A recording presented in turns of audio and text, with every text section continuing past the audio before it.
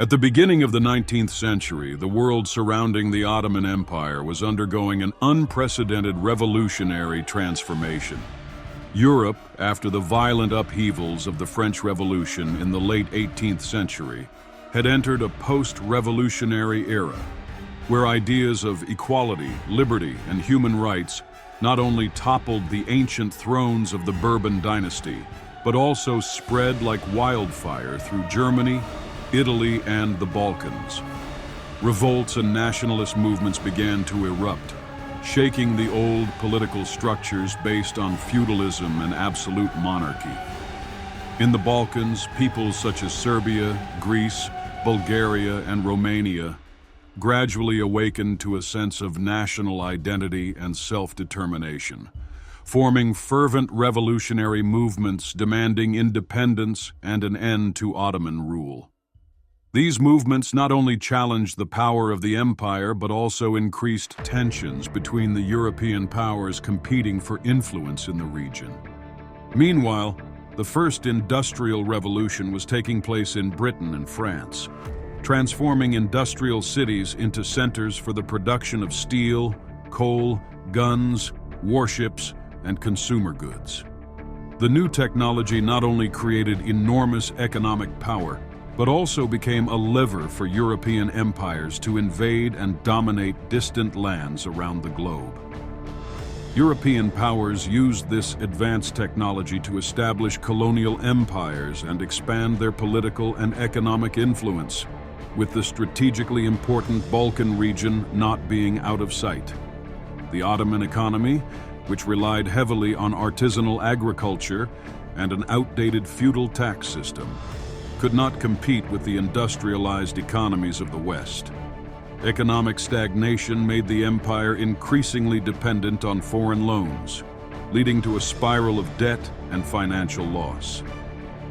In Central Europe, the Austrian Empire, one of the continent's largest multi-ethnic powers, was actively building alliances to control the Balkans and prevent the spread of nationalist and revolutionary movements.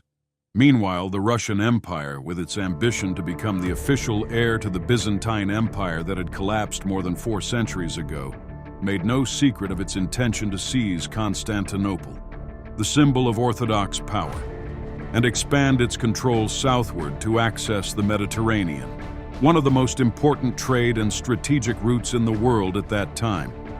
The Russian government simultaneously stimulated Orthodox movements within the Ottoman Empire to create political pressure and weaken the empire from within.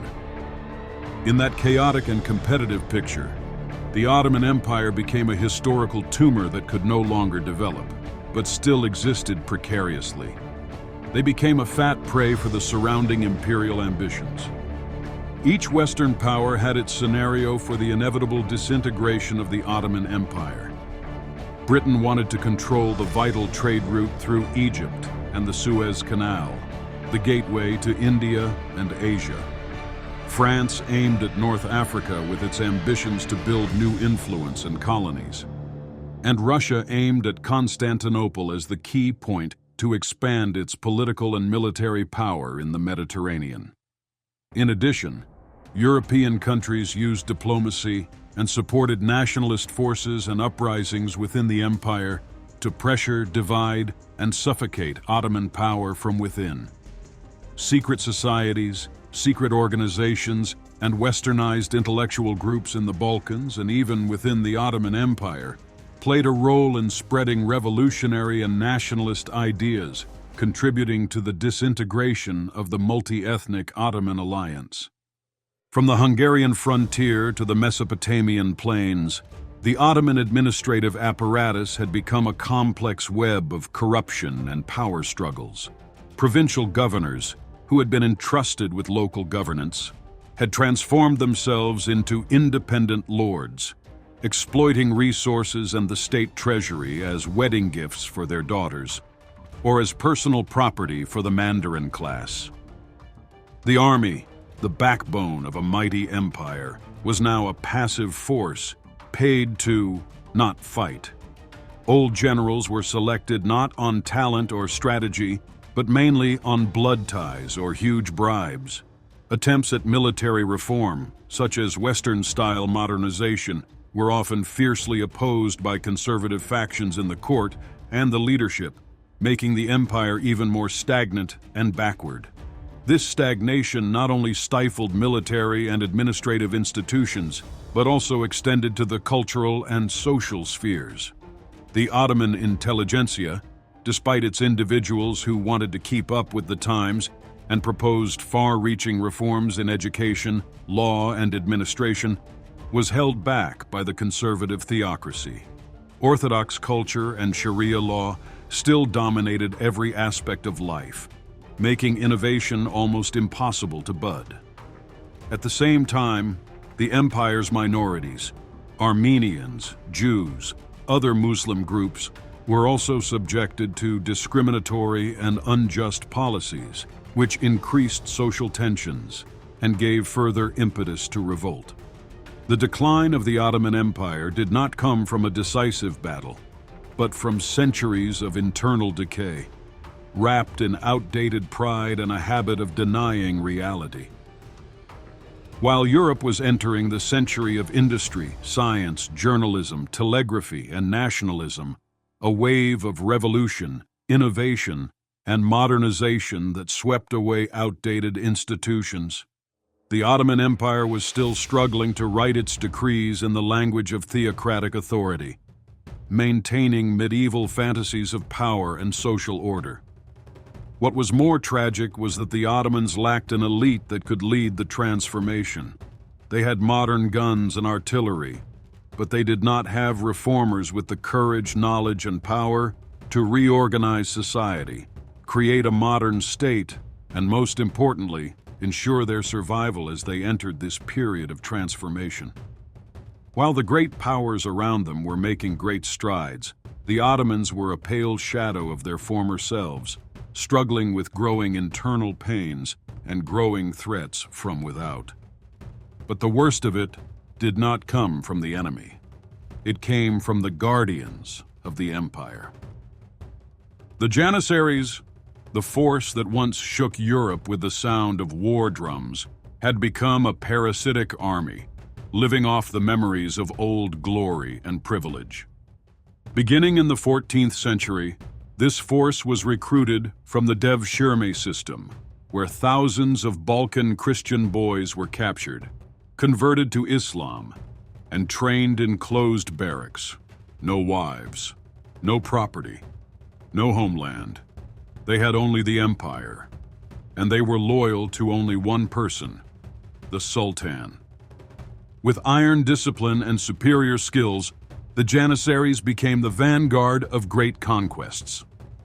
They crushed the Crusaders at Varna in 1444, breached the walls of Constantinople in 1453, and advanced to the gates of Vienna in 1529, forcing the Habsburgs to build moats as if facing the end of the world. For 3 centuries, the Janissaries were more than soldiers. They were the image of Ottoman power. But like all unrefined symbols, they rotted from within. From the end of the 16th century, the landscape of European warfare changed. Artillery took over. Line tactics replaced the suicidal charge. While the Habsburgs, French, and Russians raced to modernize in Istanbul, the Janissaries still believed that the curved sword and the meter drum were enough to conquer the world, and they paid the price. At Lepanto in 1571, the largest naval battle in the Mediterranean in modern times, the Christian coalition led by Spain and Venice burned almost the entire Ottoman fleet. More than 200 ships were captured or burned. 20,000 soldiers, mostly Janissaries, drowned to the sound of war drums. This was the first time the Ottomans had been defeated at sea. The world was amazed. It turned out they could be defeated. In the 17th century, the tragedy continued. In the Great Turkish War, from 1683 to 1699, the Janissaries were crushed one after another. At Vienna, in 1683, they saw the empire's greatest campaign crushed by the Austrian-Polish army under Jan Sobieski. They did not understand what was happening. They were used to charging, cutting, and winning. Now they were being crushed by artillery from afar. 2 years later at Mohacs, in 1687, where their ancestors had won a great victory, they were hunted down by the Austrians, their bodies floating in the Drava River by the thousands. The army was broken, their morale was broken. And for the first time in history, the Janissaries did not fight. They killed the Grand Vizier and then overthrew the Sultan Mehmed IV in a besieged country. This was no longer an army. It was an armed coup d'etat. The Treaty of Karlowitz in 1699 ended like a torn map. The Ottomans ceded Hungary and Transylvania to the Habsburgs, Podolia to Poland, and Azov to Russia. An unprecedented geopolitical collapse, marking the beginning of a period of decline, where the empire no longer waged war, but only negotiated so as not to lose more. But while the continent changed, the Janissaries did not. They refused to learn how to use firearms because they were unmanly. They demanded to marry, to leave positions to their children, to open shops, to buy land. All the things that a professional army should not have. From an elite force, they became a privileged hereditary class, growing larger and larger. And they grew through corruption, by bribery, by buying positions on paper. Tens of thousands of paper Janissaries were born, never having seen the battlefield, but still drawing salaries from the treasury. By the 18th century, they were no longer weapons, but burdens. During the Russo-Turkish War, from 1710 to 1711, when the Russian army was surrounded at the Pruth River, the Janissaries still refused to fight with all their might, forcing the Sultan to hastily sign a peace treaty, missing the opportunity to tear Russia apart while it was still weak. Not because they were afraid, but because they saw no reason to die for an empire they were living off. When Sultan Ahmed III wanted to reform and modernize the army in the French style after the Treaty of Passarowitz in 1718, the Janissaries launched the Patrona Halil Rebellion in 1730, capturing the capital, beheading reformers, burning printing houses, and forcing the Sultan to abdicate. Their mantra was simple: all reform is reactionary. Whoever learns something new is a heretic. In the Russo-Turkish War of 1768 to 1774, they continued to humiliate the flag. At the Battle of Kagul in 1770, one of the most humiliating defeats in Ottoman history, 120,000 Turks were routed by a Russian army half their size. The Janissaries barely fired a shot. They were in disarray, without command, without planning. They fled before the shots were fired. The result? Crimea lost, the Black Sea opened to Russia, Muslims lost control of the Holy Land, and the Ottomans signed the Treaty of Küçük-Kaynarca in 1774, the first recognition of Russia's right to intervene in the empire's internal affairs in the name of protecting Christians. At the Battle of Fokshani and Rymnik in 1789, they did not even wait for the Russians to approach. They fled at the first sound of wind. They refused to leave their barracks without a pay raise and demanded to be exempted from going to war, as if the empire were a family business and they were shareholders. Once symbols, they were now a hindrance. Disobedience was no longer a phenomenon but a bloodline, turning the force into political parasites. When Sultan Selim III ascended the throne, he attempted to create a Western-style army, Nizam-u-Chedid, with modern discipline, weapons, and training. But these reforms could not penetrate the concrete of privilege that was draining the empire of its blood. In 1707, the Janissaries did more than protest. They revolted, dragging Selim III to the sword, an execution not just of an individual, but of the future of the empire itself. Selim was the only sane sultan in a court delirious with long-dead glory. When Mahmud II ascended the throne in 1808, he inherited not just the throne, but a system rotten to the core. The army did not want to fight. The bureaucracy did not want to work. The provinces did not want to submit. And the force that was supposed to protect the throne, the Janissaries, was just waiting to overthrow it. The Janissaries had taken the path of political manipulation. They resisted when the court wanted to reorganize taxes, and were furious when the treasury wanted to cut the army budget to build schools. And when a new sultan ascended the throne, he had to flatter the Janissaries first, or he would mysteriously fall off his horse and die. From a symbol of loyalty, the Janissaries became armed parasites, feeding off the treasury, suffocating any hope of reform. The people feared them. The bureaucracy bribed them. The Sultan had to live in his palace as a hostage, avoiding the pride of an army that had forgotten what its real job was. The Ottoman Empire in the early 19th century was no longer an empire, but a moving historical relic. It survived not because of its strength, but because of the indecision of the European powers, who could not agree on who would take which piece.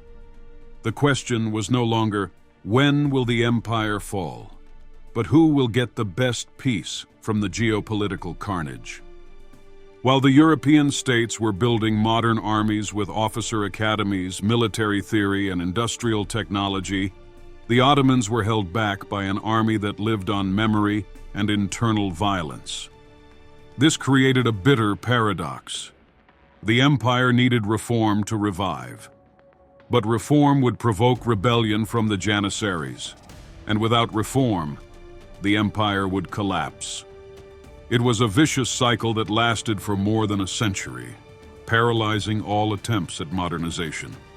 Internationally, other empires increasingly viewed the Ottomans as unburied corpses, while internally, the Janissaries were little more than vultures feeding on the system's rot. Devoid of loyalty, devoid of ideals, they were left with only positions, privileges, and the ability to punish anyone who impeded their interests. So when Mahmud II ascended the throne in 1808, he inherited not just a throne, but a time bomb in the form of a force that had been a symbol of Ottoman glory. It was no longer an army. It was an armed political force that fed off the treasury, manipulated reform, threatened the crown, and thwarted any chance of regeneration. And he knew that if he wanted to save the empire, he had to cut it loose. Sultan Mahmud II ascended the throne in 1808, in a time when the throne was more like a guillotine than a crown. His predecessor, Selim III, was murdered by the Janissaries after his reforms failed, leaving an indelible scar on the face of the court. The interim heir, Mustafa IV, was reduced to a puppet in a ruthless power struggle. The Ottoman Empire, meanwhile, was being mercilessly torn apart by foreign powers, while its lords were being divided up like roast beef at a Ramazan dinner. The situation did not allow for false dreams. It forced the Sultan to choose between a sudden death and a risky game. At that time, real power lay not in the hands of the Sultan, but in the hands of the Janissaries and their protectors in the harem.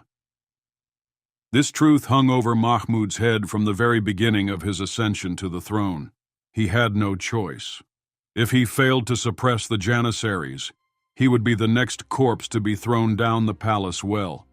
But instead of confronting them head-on, he chose the long road and the quiet one.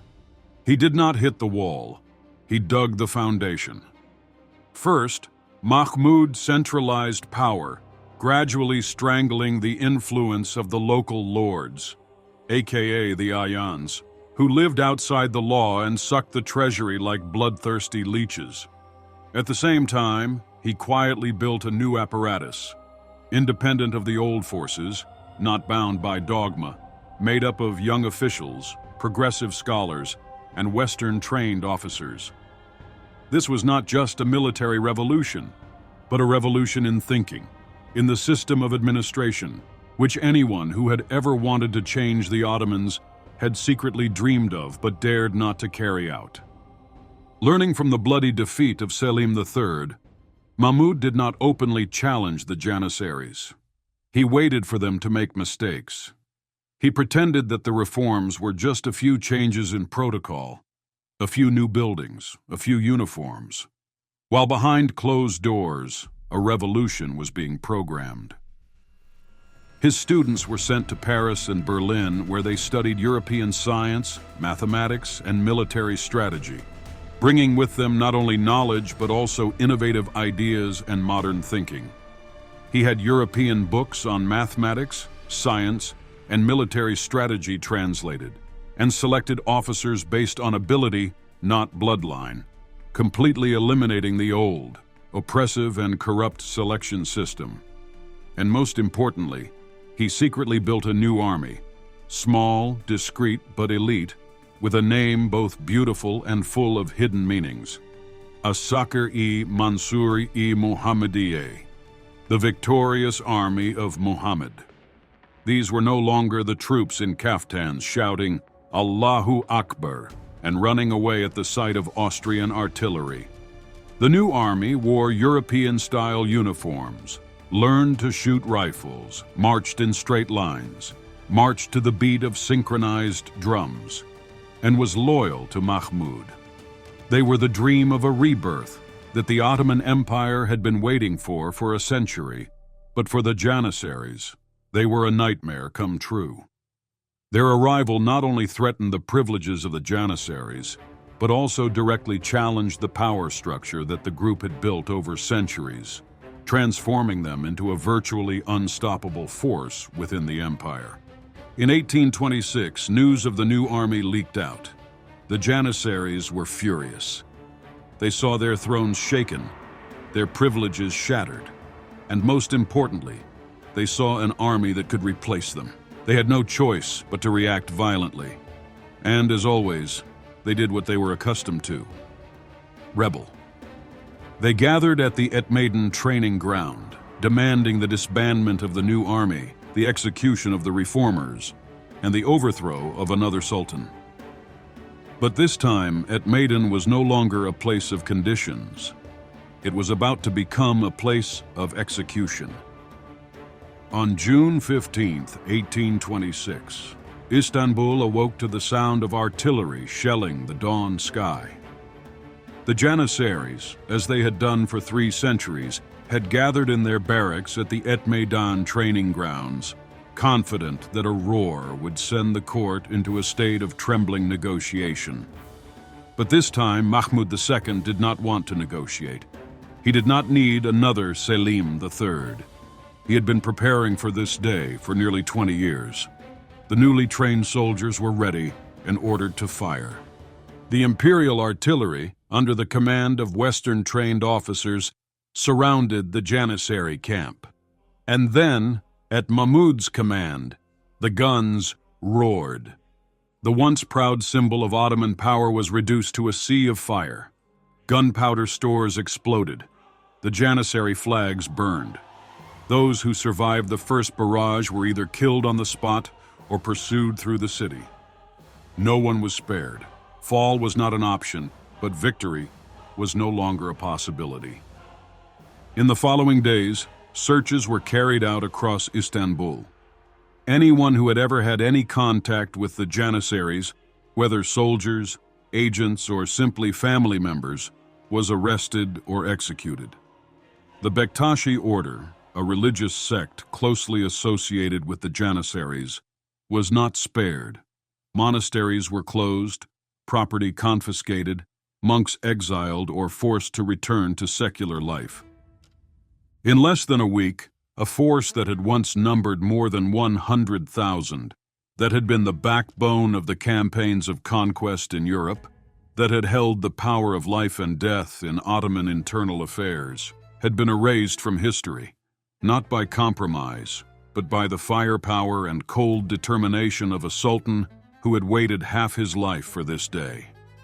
The royal decree that followed left no room for regret. The Janissaries were traitors, heretics, and the empire no longer needed them. Sultan Mahmud II announced the creation of a new army, the Asakiri Mansur-i Muhammadiyah, no longer a secret force but a regular, official, and permanent force that would replace the Janissaries in the Ottoman military system. The event was later remembered by a name that was both gentle and poignant: the fortunate event, Vaka-i Hayriye, a phrase carefully chosen to describe one of the bloodiest internal purges in Ottoman history, but one that opened a new era of imperial modernization. It was fortunate not because it happened smoothly, but because for the first time in centuries, the Ottoman Empire had the opportunity to remove a tumor that had spread to its heart. The purge, however, was not the end, but the beginning of a thorny journey. The elimination of the Janissaries shook the entire traditional power structure of the empire. But the political, social, and cultural challenges were much more. The Ottoman Empire faced a harsh reality. Although it had eliminated its most powerful conservative forces, it still lacked the social and institutional foundations to enter the modern era smoothly. Local lords, whose power had been stifled by Mahmud, did not easily abandon their habits of separatism and corruption. Corrupt bureaucracies and powerful factions still smoldered against far-reaching reforms. At the same time, pressure from European powers was increasing as they used diplomacy and economics to check and stifle Ottoman power. More importantly, the intellectual and progressive class was too small and easily divided, making it difficult to build a modern state based on law and social justice. Sultan Mahmud II, therefore, had to become a bridge builder between the past and the future. He had to maintain values and traditions enough to avoid being overthrown by conservative factions, while quietly and gradually leading the Ottomans on the path of Western-style reform. He knew that the future of the empire lay not only in fortresses and cannons, but in a new administrative system, new education, and especially in changing the mindset and style of governance. Mahmud quickly implemented a new system of conscription, established military academies based on European standards, and recruited Western advisors to reorganize the crumbling bureaucracy. Centralization of power and administrative efficiency were greatly enhanced, while the power of local lords and Janissaries-affiliated interest groups was eliminated. These reforms laid the foundation for the Tanzimat period from 1839 to 1876, the most important period of reform in Ottoman history, which sought to balance tradition and modernity to ensure the survival of the empire in the turbulent 19th century. However, the price of this modernization was that the Sultan's power became more centralized and autocratic than ever. The abolition of the Janissaries also meant the elimination of a force that had long represented the traditional soldier class, causing much discontent in Ottoman society, especially among those groups that had relied on the influence of the Janissaries. The event was also a costly lesson about the danger of power decay if left unchecked, and about the bloody price an empire must pay to revive itself. In the long run, the collapse of the Janissaries was not simply a military or political event of a moment, but was actually a decisive turning point that helped the Ottoman Empire approach the modern world more comprehensively. The complete elimination of the Janissaries, which had been a symbol and traditional pillar of power for hundreds of years, created conditions for Mahmud II and the following emperors to restructure the entire military system, from recruitment, training, to command organization, according to the modern Western model. This helped the Ottomans increase their defense capabilities and engage in modern warfare with a more advanced tactical and strategic approach. However, it cannot be denied that this profound change also brought about complex and challenging consequences. Internal instability increased, and small-scale uprisings and protests occurred in many territories, causing the Ottoman state to constantly face pressure to both maintain stability and implement radical reforms. At the same time, in the context of the world entering a new imperial era, with European powers increasingly expanding and developing superior military technology, the Ottomans faced countless external challenges. Territorial disputes with Russia, Austria-Hungary, and the Balkan countries became increasingly tense, while nationalist movements emerging within the Ottoman colonial provinces also created additional pressure, forcing the empire to change its internal and foreign policies more flexibly and effectively. Thus, the fortunate event did not simply end an era, but also opened a long and arduous journey for the Ottomans.